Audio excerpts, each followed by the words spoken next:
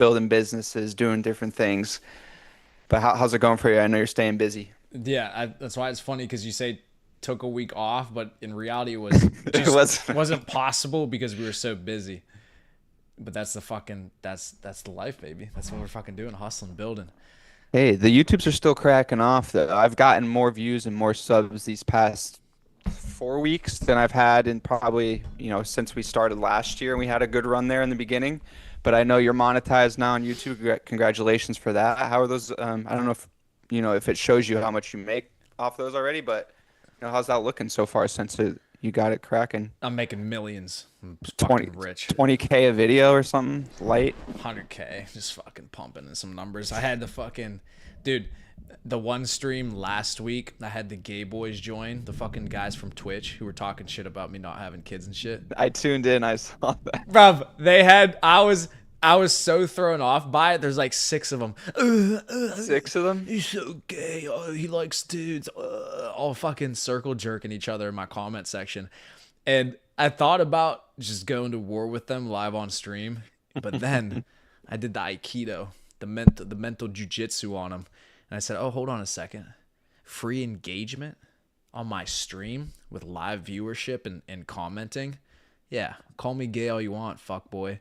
Give me that fucking juice me up on the numbers, baby. Hit the Monetize now. algo. Yeah, put me in that algo, gay boy."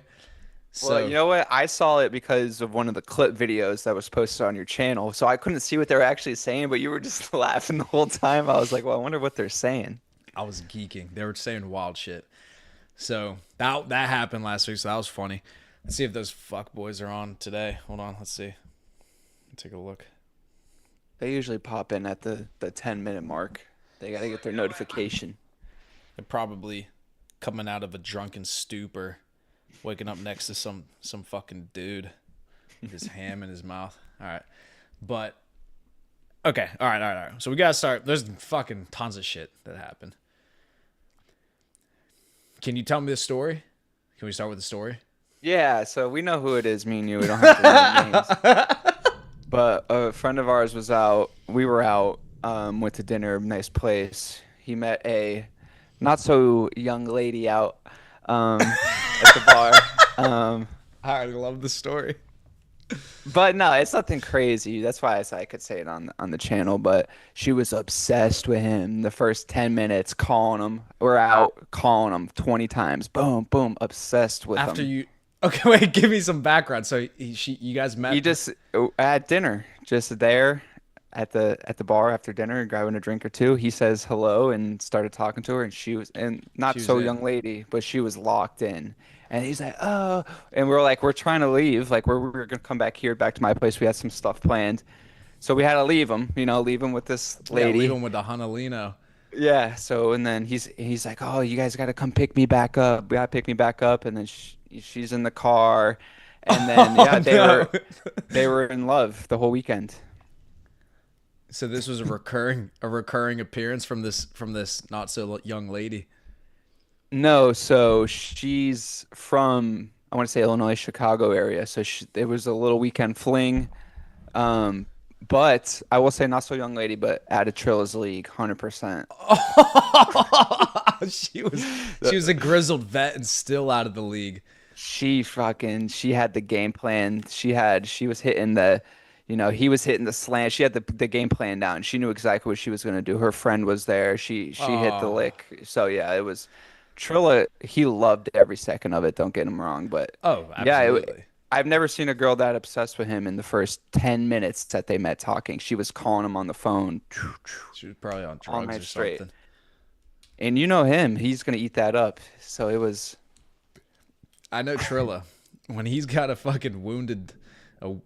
a wounded gazelle in the savannah. He's gonna fucking jump on that shit. He's gonna eat that. He's gonna have some of that. You and me, we prefer the the versatile, the agile, graceful gazelle. He'll take a fucking wound. He'll take a wounded warrior any day. but Oh no, there's my. not too much else to say on the live stream, but I'll just leave it at that. All right, bet. I'll get the But no, good vibes, good good vibes. vibes. I'll get the real story off stream. I know there's more to this, but how about I'll mention for me. Remember the trip we did to Tennessee? You already know what I'm gonna say. Tennessee? To the winery. Oh my! There's some incredible videos of me on the dance floor after a Oh man, we were actually just talking about that. We were with Sir Gooderson, and Sir Gooderson. Goody. he's still banned The from house. the house. Yeah. So yeah, I don't think we're going back there. But we were talking about that because it was, sort of in those lines That was an all-time trip. That was an all all-time time. trip. All time. We drove into where I don't even remember where we drove from, but we drove from either West Virginia, I think Yeah, Morgantown. Morgantown. Yeah. Yeah. So we were in college. We drove from Morgantown down to his family's cabin, literally in the top of the mountains. And I think it was on the Top of the border mountain. of Tennessee and South Carolina or North Carolina. Yeah, Boone, North Carolina. That's what it was. And this was like during COVID times. There was not one thing to do. Everything was locked down. You couldn't even like go to the convenience store without, having a Yeah. whatever. But we luckily found this one winery who was, there was no rules. We were just boozing, having a good time, live band there all day. And we just had a great time. They had a live band. We were dancing. I don't think we've ever danced like that ever again. It was it was outrageous. And it was the epitome of the calm before the storm. I remember I have a distinct memory of the first picture I took of that day. We all showed up. It was you, me, Goody, Trilla, uh, what do you call himself? PYN. Yeah. PYRN. PYRN. We had was Brady there? Yeah, Brady Yeah, was Brady there. was there. Mizzacino, Mizzarillo. We had Jutterstein and Shutterstein was there. who? What else out of that? What other gentlemen? Anyways, so we had a good crew. We pull up to the winery, and this was back in my heyday when I was still putting down a couple of drinks, right? A couple bottles of Couple of wine. bottles. We get there. We all of us got 2 bottles of wine. I remember Baker was double fisting bottles of wine. When we first get there, we were already tired from the last night party and all that shit. So we get there like 9, 10 in the morning. I remember we sat down, took a picture. It was all of us super calm, chill, tired, bottles of wine. Hour later, it's a video of me dancing with like a fucking 40-year-old woman in the middle of the winery. We're all fucking like a bunch of idiots. Live band. There's fucking 100 people sat Just down. watching us. Literally 100 people all watching this live band, and the only people at the front were all of us and these old ladies just dancing, twirling, drinking bottles of wine in front of the whole fucking winery. And things things devolved from there pretty quickly. So I just remember that being like the longest day of all time because we ended up leaving, like you said, and we got an Uber to got an Uber to to a person's right. to one of the older ladies' houses that they had. Right. And do you remember we were in there hanging out for like a long time, like a few hours. It was late at night, and we came back out, and Kyle and PYRN was sleeping in the bed of the truck the whole time. We thought we lost them. We leave the Yeah. winery. We we go meet these ladies up at their cabin in another different mountain. At the very top. We go 45-minute drive just to go meet these women.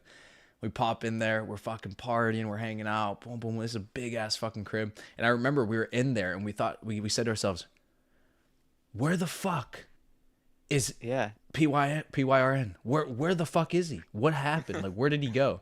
So we're like, all right, we got to get the fuck out of here. We run out of the spot. We tell bye to the ladies. We jump in the truck and we're driving down this mountain flying. And all you hear is right. boom, boom, boom, boom, boom on the back window of the truck. We all look back. It's him, bro. He was passed out in the truck, in the flatbed of the tailgate. truck. Hilarious. Oh, bro. That was a good That's time. that was an all-timer. All timer. Yeah, but we are unfortunately banned from that house. I guess they weren't happy. We're The owner shooting was off not mortars. happy. We're shooting Oh, off I think mortars. that's probably why. Trilla had the M80 sticks. Boom! Just in a residential neighborhood. They sent the cops because they thought it was gunshots. Yeah, it very easily could have been. Yeah.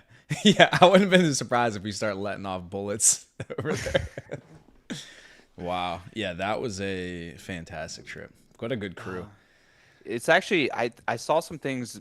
Boone was one of those towns that got kind of messed up in that hurricane in that North Carolina. I'm pretty sure they got some damage. So I wonder if that winery and all that stuff. I'm sure they're fine now. It's been over a year, but interesting to see. I wonder what happened to that town because I'm pretty sure that's like that area that got messed up from that hurricane last year. So If they got wiped off the face of the planet, God bless, because many sins need to be washed away from that place. I wish I had the name of that place. I would say go support some small business because that place was incredible. The vibes. Yeah, incredible. All right, so that's good. So we got the Trilla story out of the way. All right, now the meat and potatoes since the last stream.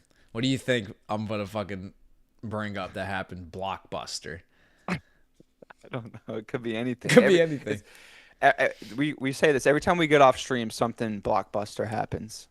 Yeah. The Trump administration is in the Oval Office waiting for Gentleman's Code to go live, finish the stream. They're like, all right, this week's episode's over. Drop it. Epstein's innocent. He never, da da da da. No client list. Like, dude, what the fuck just happened? So, Every time. all right, so we got to go into that first, right? So I'll ask you, what was your initial reaction to that news? This is bullshit, first of all. Yeah. And it's the weirdest part about the whole thing was Elon's tweet. Elon's tweet that The Donald one Trump from previous. previously, before all this even happened, before like when they had that one day where they were just literally subtweeting each other all day, not even subtweeting, just directly talking about each other. And he said, I don't know what the exact quote was, but Donald, like he said, President Trump is in the Epstein files. That's why they're not going to release it. Yep. That's exactly what the tweet said. The Epstein files have not been released because Trump is in them. Which again could be a total look this way while we're going this way, which they've done in the past, right? It's just like, T-ball us up to go look this way, but we're actually doing something behind the scenes this way. I don't know. My thought process is they've had these documents for years now, since he's been dead, since he's went to trial. They have Ghislaine Maxwell in prison for crimes of sex trafficking. But if Epstein doesn't have a client list, who were her, Ghislaine Maxwell and Epstein, doing business with? It doesn't make any sense. Yeah. So my theory is that there is people that were involved in these crimes. Maybe it wasn't there's obviously 100% people involved with these crimes because they have the victims of these crimes that testified of 1,000 plus. Yeah. Yeah. So there's definitely people involved, but there's maybe not a direct black book, as the term that they used to say, is like he kept a list of everyone that he would either blackmail or that actually would actually purchase from him, or however they do. I don't know how these operations work. Right. So that's got to be the only thing that we get from Pam Bondi or Kash Patel. But also Kash Patel went on Joe Rogan and he said, the things you're looking for don't exist, which I think he was probably talking about the black book, a list of names. But I mean, it doesn't make sense. It really doesn't make sense. There's more information out there that they're not sharing, and it's what they're doing with that operation. I think another layer of this is that there's people, either ex people in government or still some people lingering around government that are older, that are implicated in these files, and they don't want it to get out because they'll be out of government, they'll be out of office. Mm-hmm. So they're making big pushes to not release anything. Could be Trump, could be senators, could be governors, could be whoever, I doubt everybody was A-list celebrity or A-list name, right? It's probably people that you don't even know about that are implicated in these files. So Trump said he wants Pam Bondi to release everything that she can. We'll see. I mean, I don't think it's going to happen. This has been going on for months now since he got inaugurated. But yeah, I really don't know what to think. I know what to think. This is... It's a whole fucking fugaz. But yeah, what you said with the Elon tweet's really interesting now, because he says that they haven't released the files because Trump's in the files. Kash Patel goes on the Joe Rogan Experience, I believe after that tweet, if I'm not mistaken. I think so. When I was watching the Kash Patel Joe Rogan interview, completely turned me off to Kash Patel. At the beginning, Same. yeah. And this is how now it all makes sense. It was all a lead up to what they were going to drop, Pam Bondi. So they were trying to soften the blow and start to try to get the word out there. Like, we're not going to release it, but we're going to soft toss it to you. We're going to soft roll it out to you. Because why would the FBI director go on a podcast? Yeah, interesting timing. Yeah. That's what I'm saying. So he goes on Joe Rogan, and you listen to that podcast. I was completely turned off by Kash Patel on that podcast because you could tell he was lying. He just started lying. He started saying shit that, oh, we don't have that. Don't you think we would? Da, da, da. But before, him and Bongino were going into it saying, we're going to release everything. We're going to find everything. We're going to get everything released to the public. The JFK files, the Martin Luther King files, the Epstein files. We're going to get it all released to the public. Goes on Joe Rogan Experience. Oh, there's nothing. Joe, he killed himself. Brother, when it first came out, the cameras didn't work. The fucking guards were asleep in a maximum security state penitentiary in New York, and the dude somehow killed himself by accident. You see, the new thing is they released the video of his cell when he was dead, and the metadata showed from the back end of the video that they cut 3 minutes out of the video. It's they just cut it out. Absolutely. And then the one very famous, what do they call him? Pathologist that did the autopsy on Epstein, who's also done other major famous cases, and they've taken his opinion on these major cases. The pathologist also said, this is not a suicide. The way that his bones broke is strangulation. That's not from a suicide. So even the pathologist, third party who they had come in and do it, said it wasn't a suicide. So the question is not whether or not this is a bunch of fugaz. Of course we know he didn't kill him. He didn't kill himself. Of course we know there are bad actors behind the scenes making sure that we don't get this information. The important question to ask is who? Well, who and why? Who is the one that's trying to protect this information? So who do you think it is? I think it's pretty clear that Epstein was a CIA Mossad asset. 100%. Had to be. How else does a guy get the connections that he has? I mean, not even there. What's his backstep? Ghislaine Maxwell. Her father was a Mossad agent.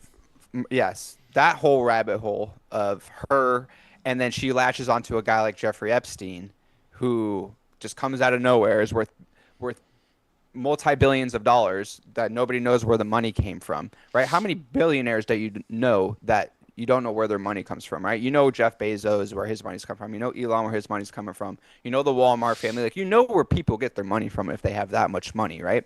So how does a guy like Jeffrey Epstein have all this money, have all these connections?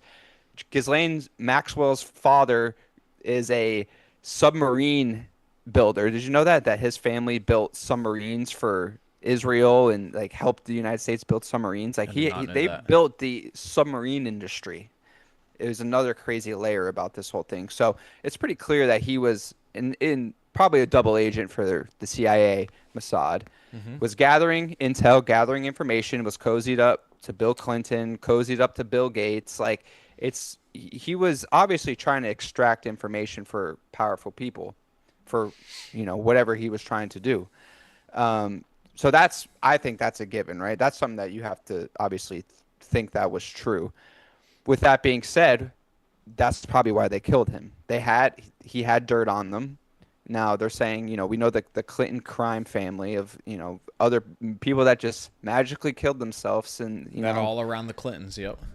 So I'm not saying it's them for sure, but it's probably something along those lines that it falls that way. So those are the type of people that want this guy dead. Yeah. Here's the other logical jump or conclusion you have to make. So now you start to say, because you have to ask questions of things that don't make sense. If they don't make sense, you have to ask questions why.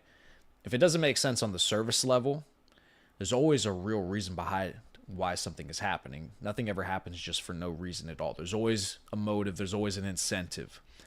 So if the incentive or the motive presented to the public doesn't make sense, then there's a different motive. So let's take a look at what's going on with Israel, right? So we say, well, why do we fund them so much money? Why are we helping them with these wars?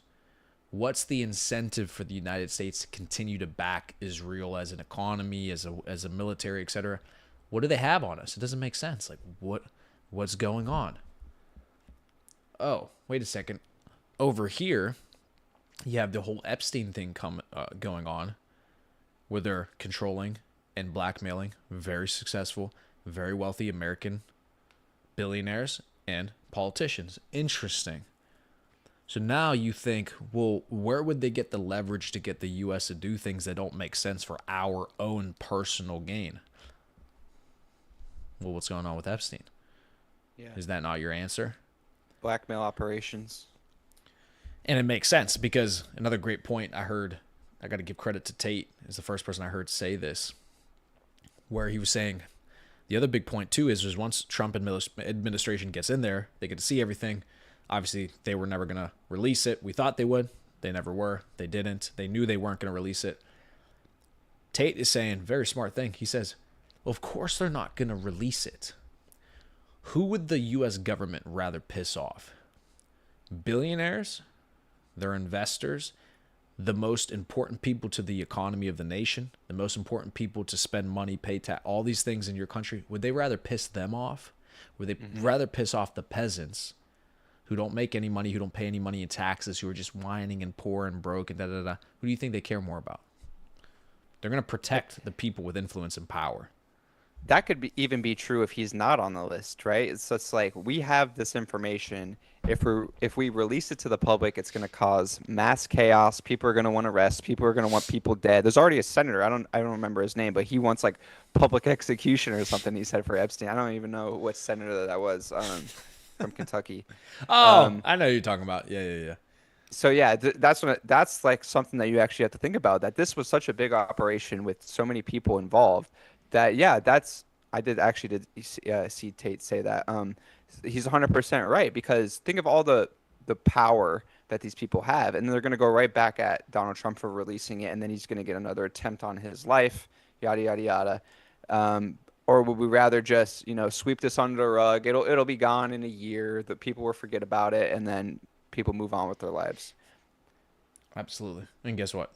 Well, people aren't going to forget about it, just like JFK. The reason JFK has resonated through so many generations and decades of Americans is because that was the first and most clear example of pure conspiracy, pure, what's it called? What's the word? Corruption. Pure 100%. pushback towards the individual that was elected by the people. Right? As soon as he said he wanted to disband the CIA, as soon as he said he wanted to do these things where it was going to mess up the status quo, what do? They fucking blow his head off. Pompeo gets running for office, looking like he's going to win. In July 13th, 2024, what do? The only rally Trump did the entire presidential race, the only rally that ever got streamed on CNN Live was the Butler rally where they fucking shot him. I see that bit of information, and it's like people don't talk about that enough. Could it not be any more obvious than that? What would be the reason? Or even the shooter himself, Thomas Massey. We don't know any information on him. I saw Laura Trump with I don't know who she was doing an interview with. She was doing an interview with somebody, and they asked her, like, what have you learned about Thomas Massey, who tried to kill, President Trump, tried to, like, the head of the family? She's like, nothing. We don't know one thing about him. They can't get into his phones. His house was scrubbed clean by professional cleaners when they got there. When the FBI got there, the house was completely cleaned. Couldn't find a hair on the ground. No silverware. He doesn't eat. He eats with his hands, like the new governor of New York. He eats with his hands. Oh, that guy's a fucking idiot.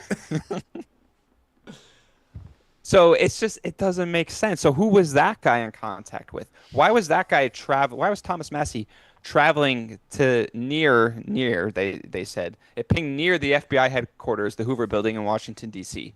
Who was he going to meet there?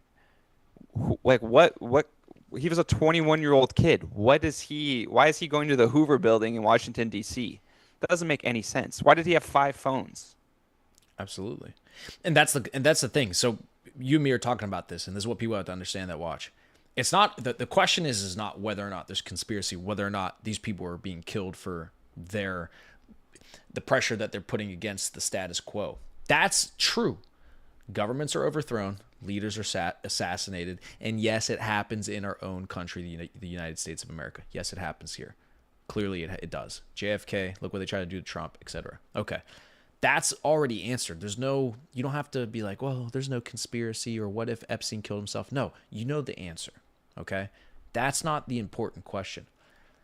If you're somebody who's actually trying to do fantastic things in this life, you're trying to compete at the highest levels, you're trying to become rich, influential, make money, do the things that we're doing.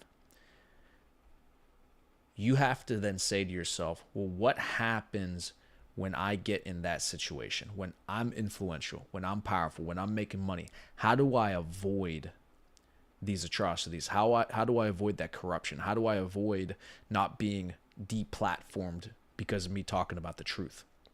Those are the sorts of things you got to think about. How do you play the game and actually win when you understand how the pieces actually move? Stop pretending like you don't know how the pieces move. You know how the pieces move.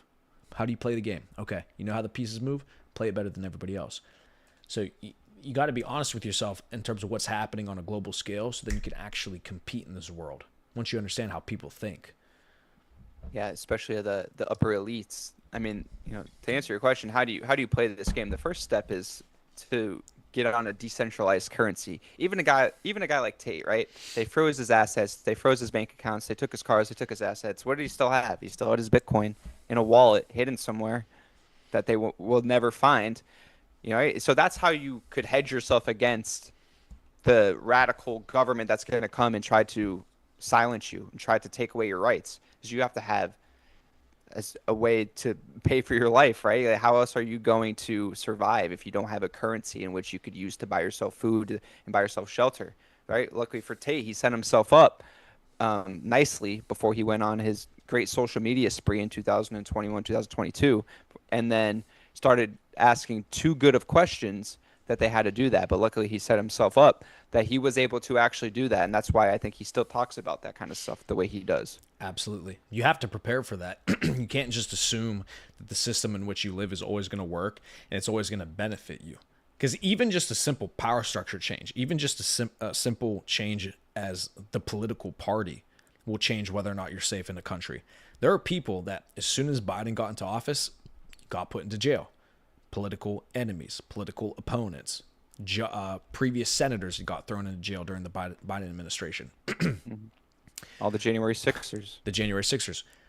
Just a simple change in political party and power will change your ability to maneuver in the country that you're in. That's how so unbalanced the society is. Like, you can't just assume you're fine. Now, if you're a nobody, you don't make any money, you don't do anything, yeah, of course you'll be left alone because you're a fucking nobody. But anybody who's somebody has to think this way. There's another guy that was just on Tucker Carlson, that one senator, the gay dude who they're putting in jail for 7 years. I didn't see that. Republican guy. Got convicted under the Biden administration. Isn't that weird? Republican gets convicted, Republican senator gets convicted under the Biden administration for he misused $50,000 in campaign funds. That's how they always get these guys. They always get these guys with the campaign funds. 50,000 misused in campaign funds. They're going to give him 7 years in prison. Dude, there are people who are looting in the streets of San Francisco. There are illegal aliens here killing, raping, breaking into homes, robbing people, committing real actual acts of violence and criminals. They lock them up in jail for a night. Get the fuck out of here. Get back out there, big dog. You just robbed a 7-Eleven. Spend a night in the drunk tank. Tomorrow, go hit that Walgreens, motherfucker. Oh, you got the Walgreens drunk tank. All right, go ahead and hit that CVS. Fucking retarded. Right? Those guys that hit licks at the Louis Vuitton store for more than $50,000. Yeah, the fucking looters can't they? But this guy misappropriated a white collar crime, which on a technicality, right? Not even money that he stole. They got him on a technicality of how he used 50,000 and give him 7 years in prison. Are you out of your fucking mind? The legal system is supposed to provide justice, not sentencing, not destroying people's lives. The whole point of the US justice system is to provide justice. Justice also means, yes, innocent until proven guilty, but it also means justice for the act itself. Whether it be how minor or how major it is, you get punished equivalent to the act. That's real justice. This guy's not getting justice. The American country isn't safer because this guy's going to be in prison for 7 years for $50,000 of misappropriated campaign funds. It doesn't make sense. That's not justice. So that shows you how just a simple change in political party could fuck your life. Well, I think the the biggest event that you're talking about in our lifetime was COVID. And that was like the mass awakening for people, especially like, so COVID happens and then the election happens. One, it was the whole mail-in ballot thing. Joe Biden gets 92 million votes, which was like 12 million more than Kamala got in this past election, right? So just like 12 million Democratic voters just fell off the planet, didn't want to vote this year. So that's like one thing. The whole voting of the 2020 election during COVID is a whole nother story that people don't even talk about because it's far gone and Trump won again. But that's a whole nother thing that could do a deep dive. And not only that, but what you're talking about is the way that the scale tips either way super lightly was they locked the country down. If you're a small business, you can't be open, certain hours, you have to be closed even. So many businesses go out of business and kids can't go to school, right? You have to be 6 feet apart when you're doing this, when you're doing that. And then they go on to print, like, I don't even know how much money they printed, but they printed so much money to devalue your currency that you had in your pocket at the time that even when COVID was over, people still couldn't go back to normal because they couldn't afford anything. Inflation was so high for 2 more years after it kind of was over. That's an indicator on TradingView. You can look at M2, global monetary supply. During COVID, they increased the monetary supply by 40+%. 40+%. People have to understand what that actually means. That's inflation. 40% inflation. That's true inflation. Not the bullshit inflation that they sell you. It's a basket of goods. What's your eggs and your milk? That's fucking bullshit inflation. Inflation is never 2%, 3%. That's the biggest fucking lie ever.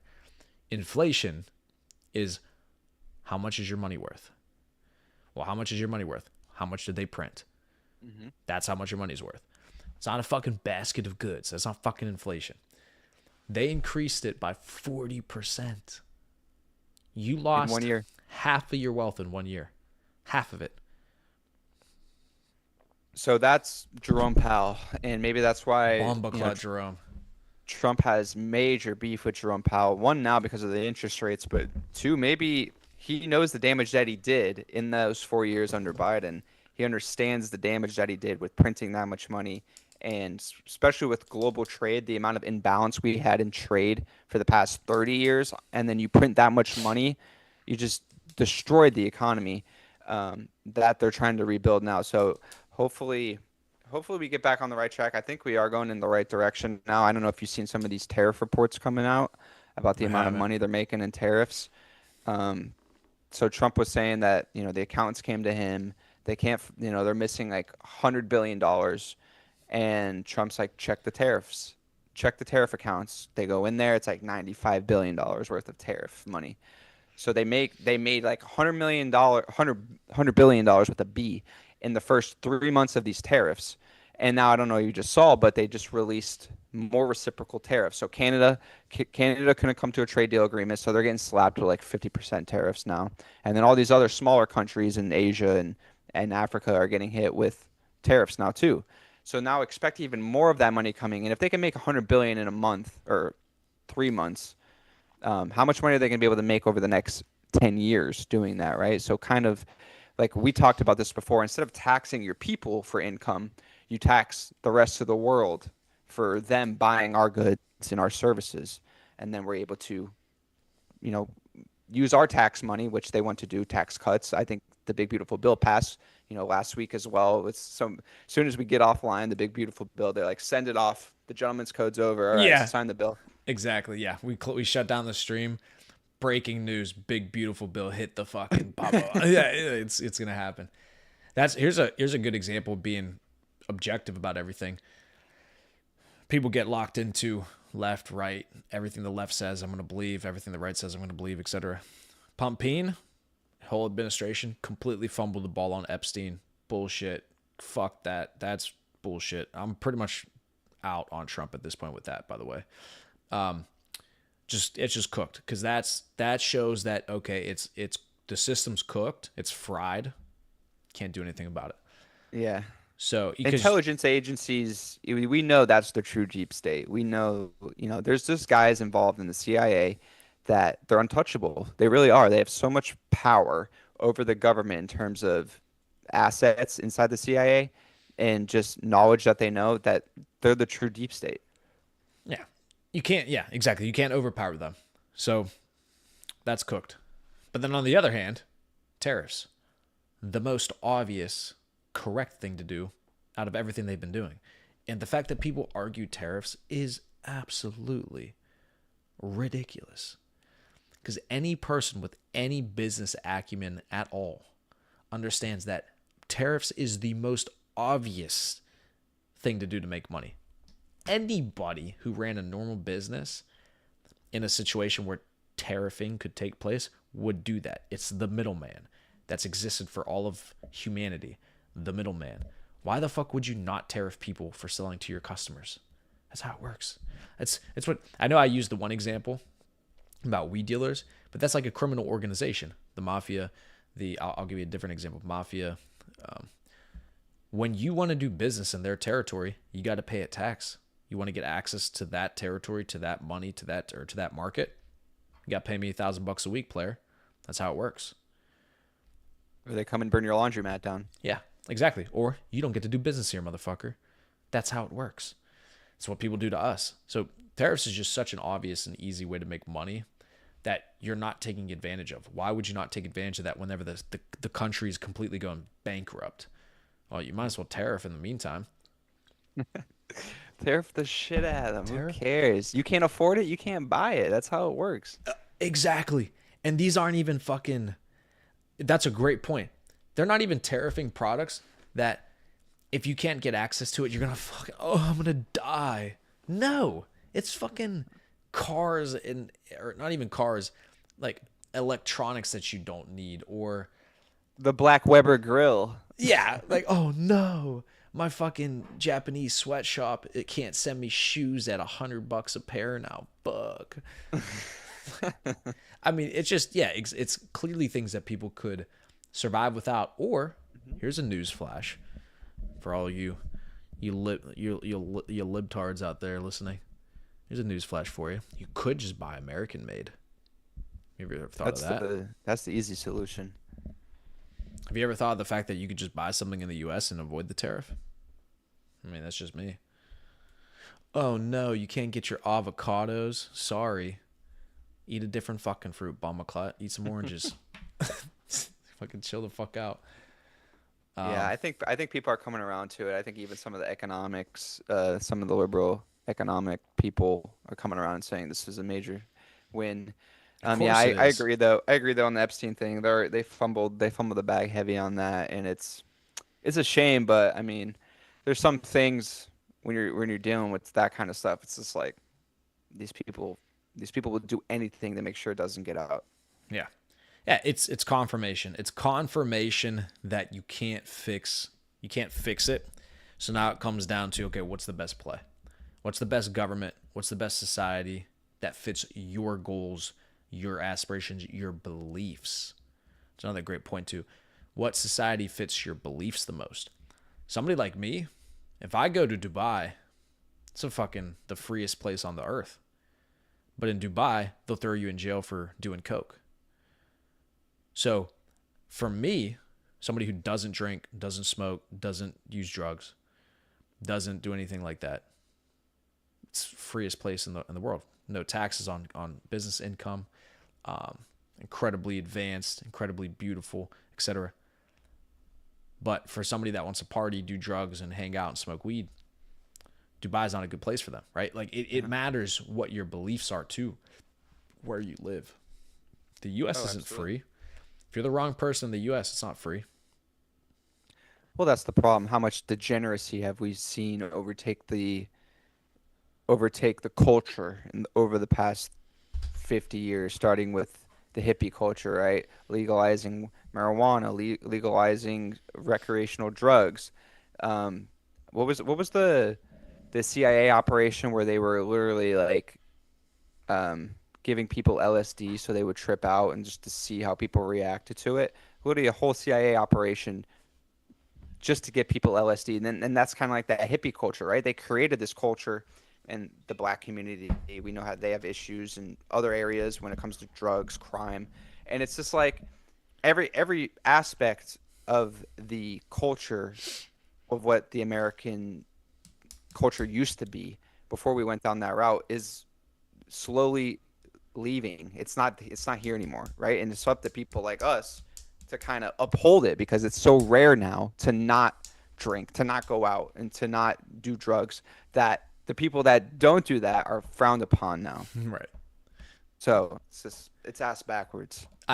When you were saying you made the one point with the homeless, I just thought of this. There's a homeless guy on the street where I drive past on the gym, and for months now, he always sees me in the GT, and when I go by in the GT, man, cool car, man, you the best, dog, you the man, oh my god, bro, he fucking hypes me up every time I drive by, and I'm always giving him a thumbs up, boom, peace, my dog, and he fucking gasses me up, dog. I've been trying to give him money for the past fucking 2 months, but every single time I take cash out of the ATM, it's going to my barber. That's pretty much it. It goes to my barber every week. So I go once a week and I pay my barber. So I never end up actually having cash in the car whenever I pass him. Or the times that I have had it, it's just at home or some shit, whatever. Finally today, I fucking had a 20 for my dog. Nice. Bro, I hit the street. I see him down the hill, like on his corner where he's always at. I'm looking. I grab my 20. I'm like, fuck yes. So I drive down, put the window down, bang, slide him the 20. Bro, he was fucking hype, dog. He's like, man, you got class, man. You're the man. Don't let anybody change you but God up top, man. You're the man. Shoot for the stars, brother. You got some class. Dude, he was gassed up. And then he goes, pray for me, brother. I'm going to get back to work in August. I should be back to work. And that's why I drive away. And I remember thinking in my head when he said, I'm getting back to work in August. First thing I thought was, no, you're not. Shut the fuck up. You're lying, dog. But that's what's interesting about homeless people is some people have this fantasy that like somehow you're just going to help them get up off the street and just like they just need a job and then they'll be not homeless anymore. No. For you to be homeless, you have to be so far gone that you can't work a job. Like it's not possible. That's why you're homeless. Nobody just goes homeless by accident. Yeah, people that have jobs usually don't. Yeah. Well, that's my point. It's like it's not that he's in between jobs and that's why he's homeless. No, it's because, and again, that's my dog. I asked him what his name was. He's a person, so I'm not trying to demean his situation. Everybody is a child of God. Everybody's a human being. So yeah, I talk to him like that's my dog. Like I fuck with him. But my point is that some people do have this fantasy that you can just get people up off the streets. It doesn't work like that. No. So yeah, so that's why. What's the answer? What do you do? How do you fix the homeless problem when you can't get them off the streets because they're just fucked?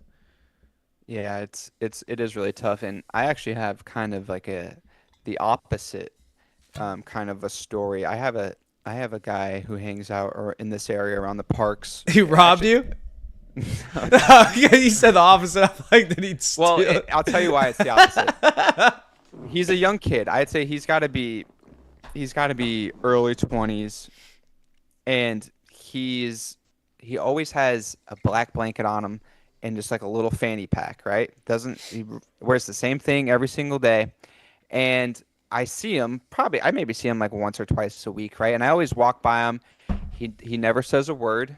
He's always walking. He's never like in the same spot. Sometimes I see him like sleeping on a bench, but he's always he's always straight faced, never says a word. Sometimes I'll like give him a little wave as I walk by him because I'm just going out for a morning walk. But he never says a word to me. You would think after a while of seeing me 5, 10, 20 times, that he would like, maybe ask me for a buck or $2. But he doesn't ask me for anything. He doesn't ask anybody for anything. And I think I'm like, if this kid is in this bad of a situation that he's been on the streets, I mean, he has to be on the streets for over a year now, 100%. He doesn't ask anyone for anything. I think I'm like, how does he expect to get out of the situation? He's not going to ask anyone for help. He's never going to ask anyone for money. He's rummaging through the trash, and it shocks me that he doesn't ask me for money. I look him right in his eyes as I'm walking by because after a while I was like, I want to know more about this guy because he doesn't say anything. He's rummaging through the trash cans. Like I would love to like buy him breakfast, but he doesn't even talk to me. I say hello to him, doesn't say a word to me. So how do you help a guy like that who seems like he doesn't even want to be helped? Exactly. Isn't that such an interesting predicament? It's yeah, the only person who gets themselves into that situation is the person you can't help get out of that situation. Yeah. Like that's why they're there. That's exactly why they're there because you can't help him. He's cooked. Because when I saw you in Tampa, you remember that story I told you about that girl who drove me in the Uber? Yeah. That's a perfect example. It's impossible to go homeless in the United States if you're not completely fried on drugs or like you choose to be. So I was talking to this girl. This girl was my Uber when I went to go see you in Tampa. And she was telling me how she had lived in public housing her entire life. And in Tampa, the government gives out vouchers for rent. It's rent vouchers. They give to people who can't afford rent, don't have any money for a place to live. And the government literally just gives them a voucher and they get these leases for like a fucking year, 2 years long. And then if somebody buys up the property or some shit, then they just, move them out into a different spot and they give them more vouchers. It's actually impossible to go homeless in the U.S. Just can't be on drugs. You can't just be insane, absolutely insane. So that's what I'm saying. The people who are homeless are because you can't. You can't help them. So what do you do with them? A lot of the people that I see around here, it's definitely drug related. Yeah, It's it's not drugs.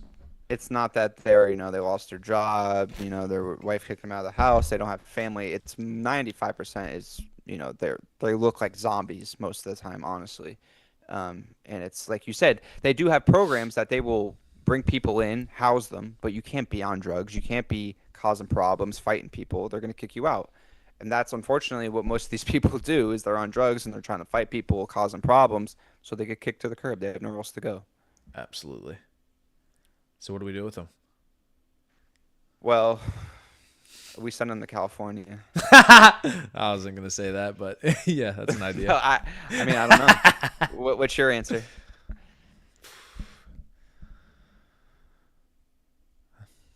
Let me actually think about it. I was gonna say a joke answer, but let me give you a Oh real, yeah, I gave a joke answer to California, but yeah. No, I was gonna say you just fucking purge them. you But have to you have to cut off their drug supply, most likely, and then get people clean. That maybe build rehabilitation centers, which they have. Build more rehabilitation centers. Literally come by, pick these people up, not against their will, but kind of against their will. Like, listen, get in, we're gonna get you clean, and then see what can happen. Isn't it interesting that you wouldn't have these sorts of problems in past societies because these people literally just couldn't survive, so they would die off? It's just interesting. Well, yeah, I mean, like I said before, that kid, he eats out of the trash can, and he's not the only one that I see do that around here. That's Um, nuts. yeah, so they survive off of scraps and just that kind of stuff. What an incredible. Anyways, any lighter subjects to touch before we jump off? We're talking about fucking people rummaging in the fucking trash cans. Fucking hell. Grok 4 released. Been if anyone watching has been on my AI channel, been doing all AI reactions, been reacting to a bunch of new tools and stuff. I know you have Grok, Super Grok, so I'm pretty sure you have access now to the new Grok 4. It's supposed to be one of the new shiny new products out there. So I was So I don't know just if you gonna got the say, chance to test that out yet. I've been using. So yeah, I pay for Grok. I don't know if I have.